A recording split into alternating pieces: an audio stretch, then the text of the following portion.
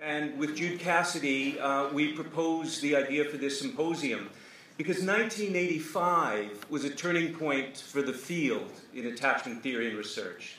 It's 30 years since SRD published the monograph on growing points in attachment theory and research, which included a number of seminal papers. But most important of all of the contributions is the paper from Mary May, Nancy Kaplan, and Jude Cassidy on the move to the level of representation. That paper has been cited more than 4,500 times. And it's, of course, is based on the work of John Bowlby and Mary Ainsworth. It's said that if people are still reading and citing your work 50 years after it's been published, they will still be reading that work and be influenced by it 500 years on. This is why we're here today, to think about the impact of the contributions of John Bowlby and Mary Ainsworth, of Mary Main and her colleagues, and of very many people around the room who could easily be here speaking. And we want to open it up. I'm going to announce the ground rules. I'm going to stop in a moment or two, and then I'm going to turn it over to the first of our four speakers, Alan Srofe. He will be followed by Jude Cassidy, then Roger Kobach, who's kindly agreed to stand in for Klaus Grossman, and Everett Waters, who is here to stand in for Marion Eric. They will each have up to 10 minutes, and then we're going to open it up to a broader conversation and discussion. 10 minutes before the end of the hour, I'll adjourn things to give 2 minutes to myself and the four other speakers in terms of summing up. I just want to share some of the communications that I've received from Marion, Eric, and Klaus, and it's very simple. It all has to do with behavior. And I think it's very important to remember that attachment theory and research is based on the close observation of behavior in early life and across the lifespan. Mary and Eric want to urge us to conduct studies, to go back into the home environment, the school environment, all those places that people at the Bronfenbrenner Symposium were urging us to go. We've been there. We've been there many times, and we have to go back to better understand how parental behavior leads to attachment patterns at 1 year of age, particularly disorganized, disoriented behavior, as we know about the long-term influences of early patterns of attachment. And Klaus urges us to pay close attention to language in preschool children, in school-age children, adolescents, their parents, their friends, because as the move to the level of representation demonstrated, close attention to language, particularly around topics of loss, trauma, distress, reveals so much about the inner world. And the adult attachment interview, remember, aims to surprise the unconscious.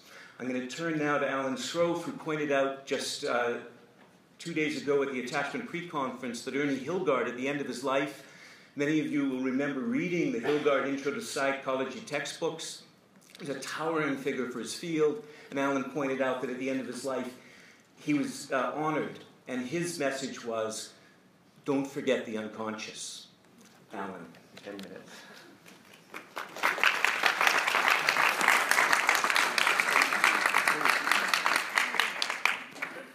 There's room for about 10 people up here on the floor and over there.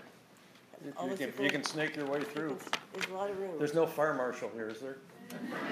There's a wall to sit against. There's plenty of space. And there's another half dozen people there. Do jokes count as part of my 10 minutes, Howard? That was a joke right there.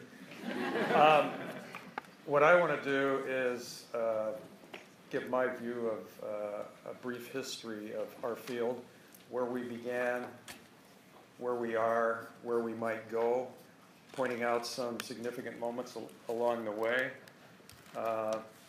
Evolutionary theory. No, 10 minutes is plenty of time to review the history of this field. Actually, I want to start in what I call prehistory. 50 years ago, in a rather dark period of psychology, when psychology was concerned with the behavior of individuals, and the individual, while viewed as having drives and being influenced by external circumstances, was rather an autonomous being. And during this dark period, strange conclusions were reached by psychologists. Conclusions such as there's no such thing as personality because people behave differently in different situations.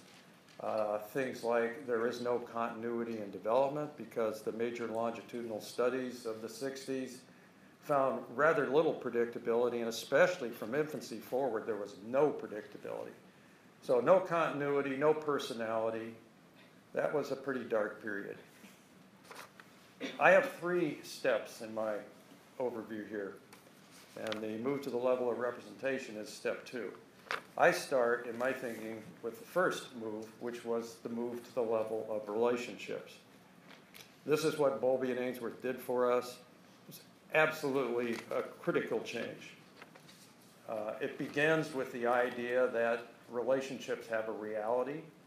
Relationships can be the unit of analysis, and that relationships are the central phenomenon in human development.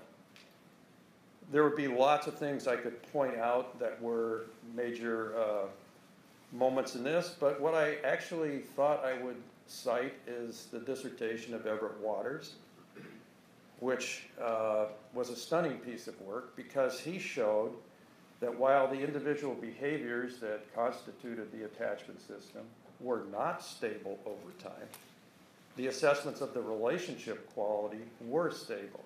So in a sense, relationships had more reality than the behavior of individuals. I think that this move to the level of relationships was important for several reasons. First of all, it cracked the problem of continuity. Because while nothing we could assess in infant behaviors independent of a relationship is very predictive, it still isn't. Assessments of the relationship turned out to be predictive of later functioning in childhood, adolescence, and on into adulthood. More than that, I think that this move to the level of relationships saved psychoanalytic theory. Some people in here may not think that was important. I think it's tremendously important to save psychoanalytic theory. And I think that this, in fact, did that. One way it did it, and a point that I think was absolutely critical, is when we moved from looking at individual infants as autonomous beings, but rather as embedded in relationships from the beginning, it turned around a fundamental developmental problem, namely, how does the self arise and develop? And from this new psychoanalytic perspective, the self is not an autonomous being that cathects part objects and then whole objects and ultimately then is relating, but rather the self emerges from the relationship. The relationship precedes the self. I think that's a fundamental and profound idea, and it remains so today. I'm just right on time. That was my introduction. That took 5 minutes. So now I have 5 minutes for the rest. So that was the first move, the move to the level of relationships. Whenever it was done with his dissertation, and Leah made us finish her dissertation shortly after that, and we showed that we could predict how the mothers behaved at age 2 from our assessments of the infant-mother relationship at age 12 months, looking only at infant behavior, but believing we were assessing relationships. As far as we were concerned in Minnesota, we knew the rest of the study was going to work. It couldn't be otherwise. If you really were measuring the quality of relationships, and if this theory were correct, it was going to have profound implications, and it did. Now, the second step, I do think, was the move to the level of representation. And how I see that move as contributing is that primarily it helped focus our attention on the developmental process. We could rather quickly show that outcomes could be predicted from early infant assessments in the relationship. The question is, how is that accomplished? Why does that happen? Why do early infant relationships predict trusting relationships in adults and the other things that we've studied? There has to be some mechanism. And I think that beginning with Bowlby and carrying it on, one of the key mechanisms is that the actual lived experience of the infant in the relationship is internalized and carried forward. Representations are the carriers of experience. Now here, I want to point to two studies. As you cannot see in the first slide,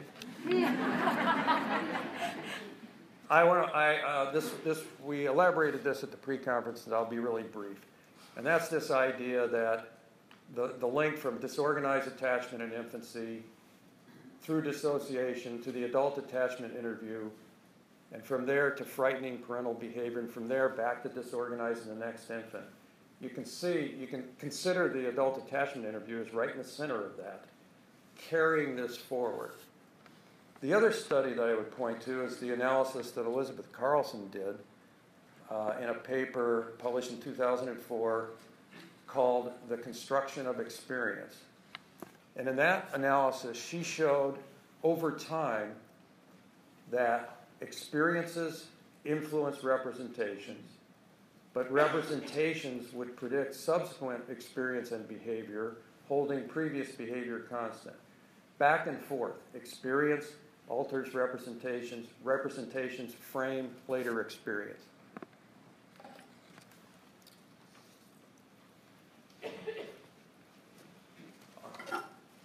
In moving to the level of representation and in considering developmental process, we move the field to the questions not just of predictability, but to understanding continuity and change and resilience and the fate of early experience following developmental change.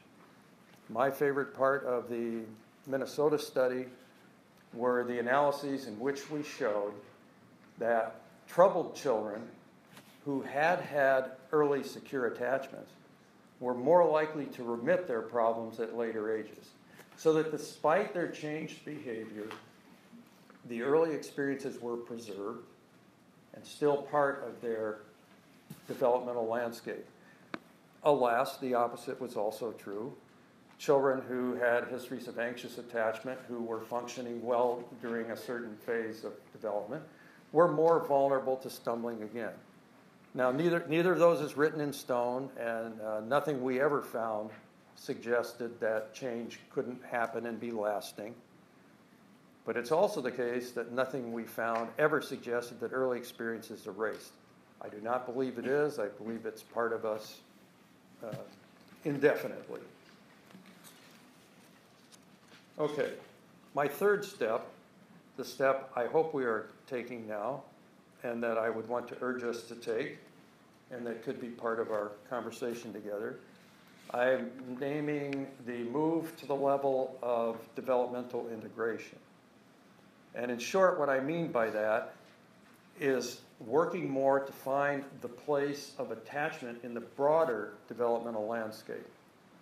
To skip over a bunch of findings, we routinely found, we've got 1 minute or what? 15 seconds. We routinely found, this will take 20, that as we added other measures of parenting, experiences with peers, other aspects of context, our developmental predictions got much stronger than attachment alone. My concern for the field is that without doing this, attachment theory could collapse in the weight of overextension. It is not the case that attachment's related to everything. It's not the case that attachment's the only thing in development by a long shot.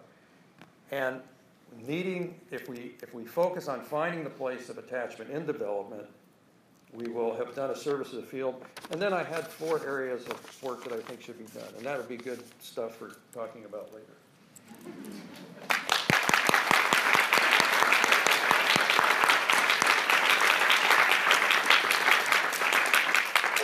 We're going to turn now to Jude Cassidy. And Jude, you should know, is suffering from a bad cold, but nothing would have kept her away from this opportunity. And we're so pleased to have one of the trio of authors who published that paper back in 1985. Think about, where were you in 1985? Can I give this to you, this laptop? Can you just take it? You close it down, sir. thank you. I want to start by acknowledging Phil Schaefer, who's the co-author and the co-editor with me of the Handbook of Attachment. And he and I have been working in the third edition a lot, and just putting it to rest the last couple months. And so when I was coming here, he and I thought a lot about what I might want to say. So his thoughts are much with us. I took the one half of the page. I got 5 minutes for the past, Howard said, and 5 minutes for where I think we should go. So when I started thinking about the past, or what we've done since 1985, I thought, well, you know what I'd really like to, the first thing that popped in my mind was I want to think about what we did not even have 30 years ago, what we now take for granted that didn't exist then. And the first thing that, of course, that came to mind was the AI, because that was the first publication. Let me just read you a list of things we didn't have. We didn't know neuroscience, for instance. Certainly not epigenetics. Who ever would have thought of that? Adolescence, understanding of adolescent attachment. You know, Roger's first paper on adolescent attachment, that was 1988, I think. And now there's a thriving, booming, I see Joe Allen, Carl online through. Attachment in the preschool years. So even any kind of measurement, you know, before attachment was something you measured in infancy, and then you look at subsequent development. But of course, from the beginning, what we talked about is a lifespan construct. So the idea that we could measure attachment beyond infancy. Links between attachment and social information processing, for instance. Alan said certainly Bowlby had the mechanism of the working models, but any real looking at how attachment influenced specifically attention, cognition, attributions, interpretations. There wasn't no work, or very little. Some of the newer interventions that we're very excited about now, Dozier's AUC, circle of security did not exist. The whole notion of differential susceptibility. Culture. In the first, we were talking the other day that in the first edition of the handbook, the terrific culture chapter, but it asked really more questions about cross-cultural attachment and basic biology. And this third edition, the chapter in the third edition really has gone a long way in answering questions. And I would say the attachment style measures, the contribution of the social psychologists. In 1985, I remember that those measures were met with skepticism would be a very polite way of putting it. And now I think nearly everyone recognizes that, although there's still a lot of confusion and questions about what's going on, that they have contributed in important ways to our understanding of the whole puzzle. So that's really a compelling list to me when I saw that. I thought, wow, these are new things, and we've really been busy in the last 30 years. And then in addition to how we've moved in terms of content, I thought about, well, how have we moved in terms of process? And I really think it would be fair to say that we've continued Bowlby's process in the manner that he used. He was a psychoanalyst from the psychoanalytic tradition. And he did something, you know, there were a lot of British psychoanalysts at the time, and he did something very, very differently. And instead of just working within that tradition, he drew on a broad range of scientists. He got Robert Hine, biology. Robert Hine taught him ethology. He turned to the information processing theorists, cognitive psychologists, developmental psychologists, control systems theorists, and he really integrated that and pulled that together. And I think as a field, we've really continued to do that. I think we've looked outside and seen all the exciting things that science more broadly, biology more broadly is doing, and we've stolen, borrowed, incorporated, and I think we're a lot stronger for that. I think it's added a real richness to what we've done. When I was a postdoc at SRCD, I was at one of the general receptions, and I met a man, and I asked what he did, and he said, well, I'm one of those old Piagetians, and nobody pays much attention to us anymore. And I remember standing there very clearly and looking at him and thinking, oh my God, in 30 years am I going to be standing at an SRCD reception and I'm going to say, well, I'm one of those old Ainsworthians. You know, it was really a terrifying thought. And, you know, that hasn't happened. I am not an old Ainsworthian. We have not imploded or become not relevant to people. If anything, I think the field has expanded and made more connections. And that's, I think, very exciting to me. I need to just, did you drink that water? I did. You're going to drink that one. I can drink that out. Yeah, I got all kinds of stuff in my mouth. You take a big dose of antibiotics and everything. If you'd like a cough drop, I have some. Thank you.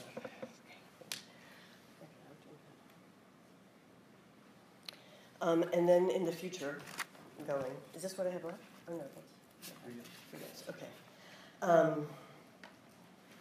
Where I'd like us to go, I had a list of 7 things that I'm not going to get to. The first one was I would be really extremely happy if we could have some broadly implementable early interventions, or even lifespan interventions at troubled adolescents, romantic couples. You know, sometimes this is probably the area that I get frustrated about. Sometimes I just think we've been doing this for 30 years, 40 years. We know so much, and we cannot. There's some great interventions, but to find a way for them to be broadly implementable. Can we not do this? You know, why is it so hard? It is hard, but that would really make me very happy. And then related to that has actually to do with policy. About 3 weeks ago, I got an email on the internet. A woman said, I'm a social worker. There's this 4-year-old boy. She lays out the situation about birth mother, foster mother, and adopted mother. And this is happening, and we're going to be in court next week. And I don't know what do you think. I found her name. And I'm staring at this. And it was like, you know, we know the answer to what her question was. It was very clear. But I thought she doesn't, why does she not know this? You know, why is she finding me on the internet and writing me, and I happen to be in town and not under a grant deadline, and so I write her back. Why, you know, we know a lot, and why don't social workers in the field know this? And this little 4-year-old, it was heartbreaking. I'm not a clinician, but I knew the answer to this. And I wrote to some clinician friends, and they said, yeah, that's right. And while I was looking to try to help this woman, I actually came across this gorgeous gem of a piece by Mary Dosher and Charlie Zeman. It was like 3-4 pages. It was about sort of like things people in the foster care system need to know. And it's great. And so if you, I think I would like it if we somehow as a field could just write small policy pieces or somehow get our work out more.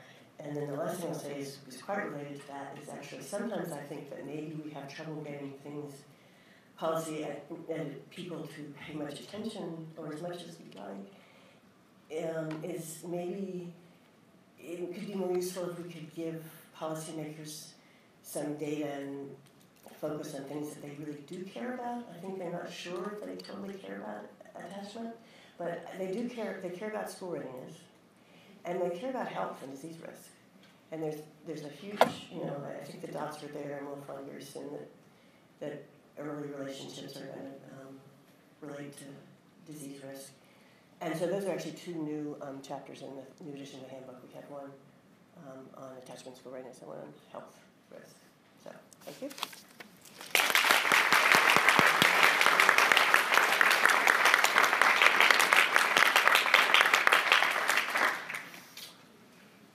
I aim to make Jude happy.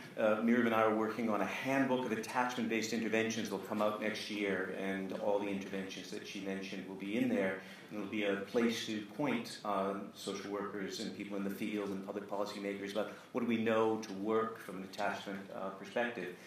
One of the great contributors to that question, that topic, is our next speaker, Roger Kobach.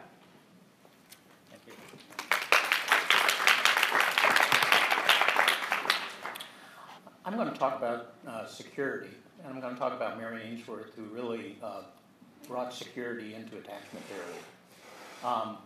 And one thing about security is fields change, the way we measure things change, but the role that security plays in human development and in general well-being and functioning will never go away.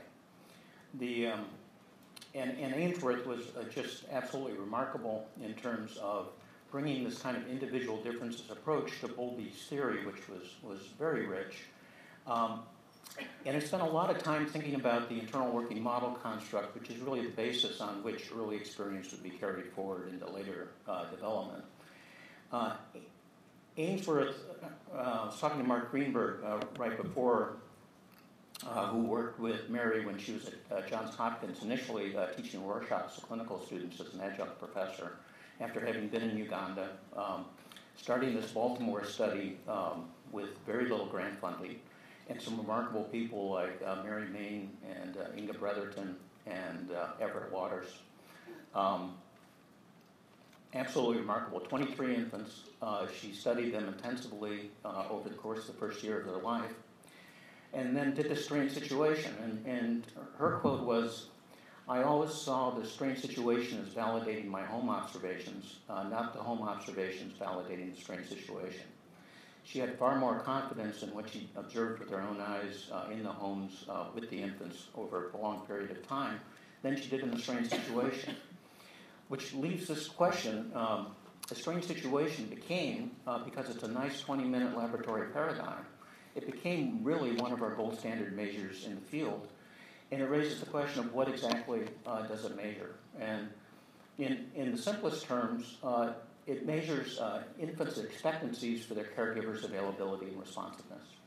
And infants who've had responsive, sensitive care during the first year of life show a confident expectancy when the caregiver comes back in the room that they can receive comfort from them. And those infants also are actually free to explore the environment in a way that insecure infants aren't. And that's the secure base phenomenon. And those, I think, are just fundamental discoveries about human nature. I should mention, Alan's work was just enormous, and the Minnesota study was just enormously influential. So there's this strange situation. I'm a graduate student and not really interested in babies. But I think Bowlby's theory is really interesting, and there's a strange situation. And Minnesota was producing data that if an infant was secure in a strange situation, they would be more persistent and adaptive in terms of solving a frustrating problem.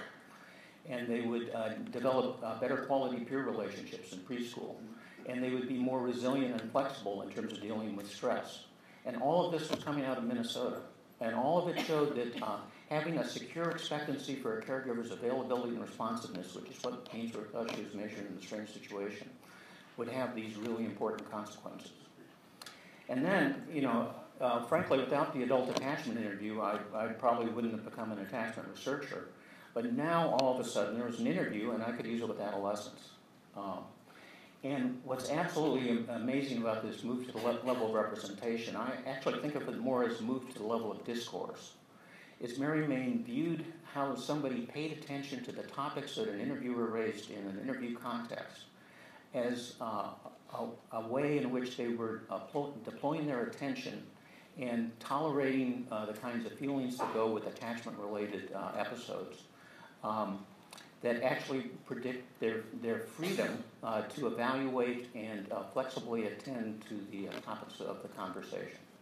So, she called it epistemic space. Somebody who was secure actually had more space to attend to the interview topics and move from thinking about concrete autobiographical memories to how these things were integrated and affected their current personality. They actually had more capacity to think. And interestingly enough, this epistemic space, the one with freedom to evaluate, seemed to be a pretty good predictor of how how mothers would be sensitive and responsive to their infant signals. So epistemic space, I think, is one of the central discoveries of raising security to the level of cognitive processes, and was just a very important contribution that came out of the adult attachment interview. I'd just like to say one thing, because I've been very impressed with, spent a lot of time thinking about, what is the adult attachment interview, what does it measure. We spent lots of time talking about dismissing and preoccupied strategies, which were definitely restrictions in terms of how people deployed attention to interview topics. But at the same time, there's a lot of content in the adult attachment interview, real autobiographical memories that people, well, insofar as any autobiographical memory is real, but autobiographical memories of times when the attachment system was activated. And in Mary Maine's coding system, there are these inferred probable experiences, so you can actually make inferences about, well, how available and responsive was that mother, or how available and responsive was that father. And there's a set of rating scales which primarily have only been used to rate idealization on the state of mind scale. So I'm getting a little technical now. But I think those expectancies that can be inferred from these autobiographical memories that are generated in the interview may be very important and probably something to potentially attend more to. And I've been extremely encouraged by work that Harriet and Everett Waters have done with this secure-based script, with the idea that these narratives have a script-like structure. And when somebody's upset, do they actively seek support? And what is their expectancy for how somebody's going to respond to them? And if they have a confident expectancy that that person is going to respond to them and that's reflected in their narratives, they are secure. And if they're secure, they tend to have this epistemic space and seem to be able to take other people's perspectives and deal with conflicts and other things that go on in human relationships on a daily basis. So there are just a lot of pretty remarkable discoveries that may take different forms, how well we assess them, maybe sometimes we've overextended the claims of what these things can predict. But however the field changes, I'm quite confident these things will never go away. Thanks.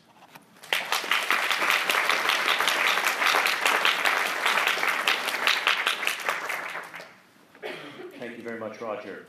Our next speaker has been there at pivotal moments in the development of attachment theory and research.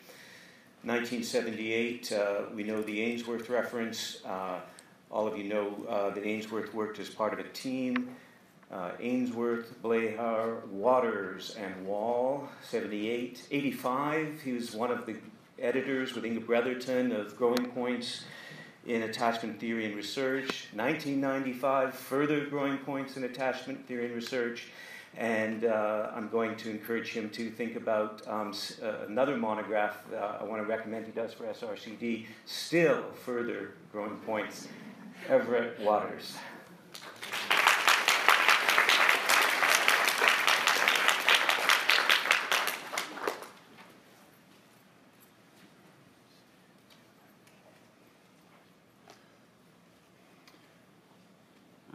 I think hi, Mary.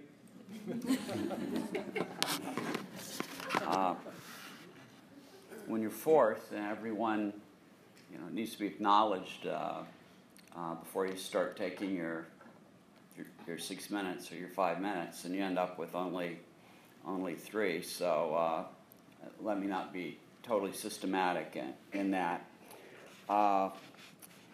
And let me take 15 seconds to mention, for those of you who haven't had a chance to go to the book exhibits yet, to stop by and see that Patterns of Attachment is now finally reissued in paperback for $40 instead of $300, which is what they have wanted for copies in Amazon for so long.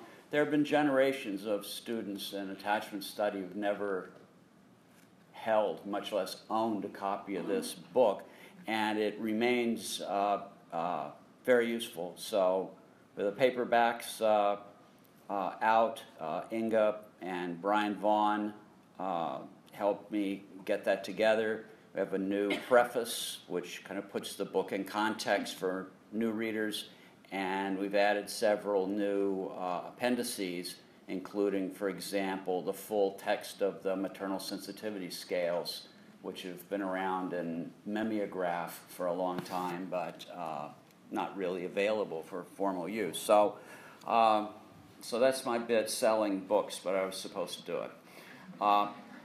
Alan mentions a dark period before the dawning of attachment study, and his description was apt. It was dark and discouraging. When attachment theory first appeared, it was controversial for quite a while, in part because of its associations with psychoanalytic theory, and in part because of associations with the individual differences study. In addition, we were probably at times a little over enthusiastic and overconfident, and I think many of you were not here, weren't in the game, so we don't have to be embarrassed because you never saw us stomping on people because they, wouldn't buy the attachment theory right away without some. But I think we're past all that now. We're not as controversial anymore. If anything, the risk is that we're too much openness to almost anything that's attachment laden. So we need to be careful a little bit. But when Howard called me and asked me to step in for Mary and Eric, this was last week. So all I could do was pull out a pad of paper and write down a few points, and I'm going to read the points to you, and that way I'll stay inside my time period here. But points are good because they give, I don't feel like I need to go, well, I know I'm not going to go finish everything, that's on the menu. And I always tell my personality psychology classes that Freud's greatest contribution was the list of items he put on the menu for psychology study. And a good menu is good, even if you don't finish all the items yourself. In that light, I have a little tag on mine that floats around on the front of my Windows desktop. Says if you know the question, you're more than halfway toward knowing the answer. And that is, well-formed questions are actually kind of hard to come by. And if you've got just a few well-formed questions, they could support an awful lot of work. And many more ill-formed questions could result in just a waste of a lot of energy. So my list of 6 questions that came up, or 6 topics that came up right as soon as I put the phone down after talking to Howard. The first is, it would be nice if we could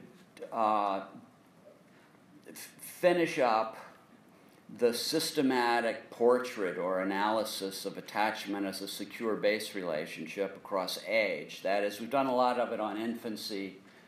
Judy Kroll did some great work characterizing adult couples' interactions and problem solving in secure base terms. One of the great things about so many of Ainsworth's concepts that she developed on babies is that they apply so nicely to so many different ages. But we've been a little hit and miss in terms of getting the secure base formulation for every phase and every transition all the way across the lifespan. And it's a challenge to do it, and if it doesn't work, if there are places where it won't work, that's interesting, but I believe that it will work. But we need to fill in the gaps. We also need to notice in doing that the function of secure base support is different at different ages. It's not always simply or primarily a matter of extinguishing unpleasant emotions. Secure base support provides lots of other things too at different ages. We need to be more explicit about that. So that's one. The second item that came to mind was that is the issue of continuity of care, and that is we would benefit a lot if we had more information, more observations regarding the continuity of secure-based support over time. We know that continuity of care accounts for a lot of the stability and individual differences, but we haven't really characterized the particulars. And continuity of care is a very tricky matter because although I know to be a secure base for you, that's my subordinate goal here, my motivating construct is to be a secure base for you over time, that doesn't tell me how to do it when you're no longer an infant, now you're a 3-year-old. I have to instantiate secure base support for that problem. And then when you become a 7-year-old, I have to figure out, I know what I want to be, and I would know if I were doing it well, but quite what to do and how to do it has to be figured out. Part from trial and error, part from my understanding of the secure base concept, part from modeling, part from what. It's continuity of care is an interesting phenomenon, and we've assumed it and haven't detailed it enough yet. I've heard a lot of psychologists, very well-known psychologists, tell their undergraduate psychology class at Stanford, for example, that attachment theories mature. Not to say that it's washed up, but all the good stuff has been done, or so to speak, all the easy studies. Everett already did them. In fact, I think if we would. Sorry. I just wanted to see how long the list is. No, it's 2, 3. There. We've done a lot looking at attachment as a cause of everything under the sun. But there's an entire field out there of looking at the role of attachment and individual differences as moderators of all kinds of things. And so it's not true that the best studies have all been done, or even that the great easy ones have all been done. Just have to think of attachment as not the cause, but as making it easier or less easier to accomplish something. So.